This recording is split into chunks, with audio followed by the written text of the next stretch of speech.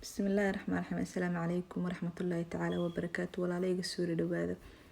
Maanta waxaan rabnaa inaan sameysano canjeelo. Canjeeladas waxaan rabnaa inaan ka sameysano qamadiga mushaalida ah. Waxaan kusoo darsaday qaado sokor camal ah iyo cusbo yar. Waxaan kusoo darsaday kaleeto ama aan kusoo darsanaa qaado hafkeed oo ah qamiriso. Waxaan kaloo rabaa inaan ku qaso marka biyo kulul. intaan rabaa inaan marka isku soo shiido ama isku soo xurbiyo bahashan ayaan rabaa inaan kusoo sameysto oo wax lagu jajabiyo baradhada iyo waxaas waa isku soo xurbinaa si fiican isku soo xurbinaa ka bacdi waa arkayna si noqoto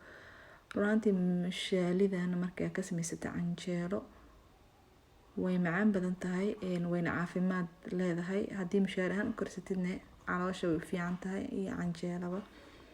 burka caafimaadkiisa ayada ka wanaagsan hadda ogaan lahayn mar ayada sameysan lahayn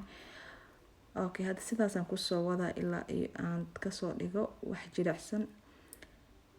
saanay noqotay marka waxaan rabaa inaan qaadadaas idinku tusiyo waa xogaa yar adagtaa marka sideedaan rabaa inaan bac ku afka uga daboolo ka bacdina waxaan rabaa inaan 30 daqiiqo ka maqnaado 30 daqiiqo ka bacdi waa isku soo noqona waa kana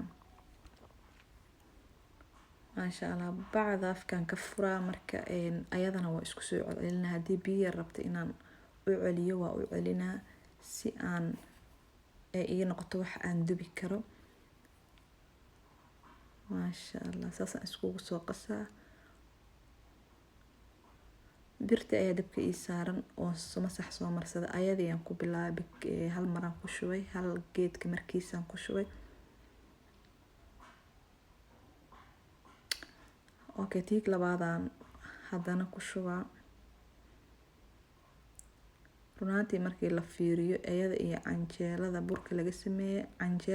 sameeyay ayaa qurux badan laakiin way ka caafimaad badan tahay midaan okay waxaan kale u soo sameystay kili ayadina xageesan ka soo saartay salareerna waa soo saartay dhexdeeda ila arka marka maasha Allah waxa gooniya farqi u dhaxeeya mar wax yar ay madowdahay ama maraysa inay ka madowdahay haddii aad ka heshay la wadaag asxaabtaada share garay bakeeriga shaaha u soo shubanaa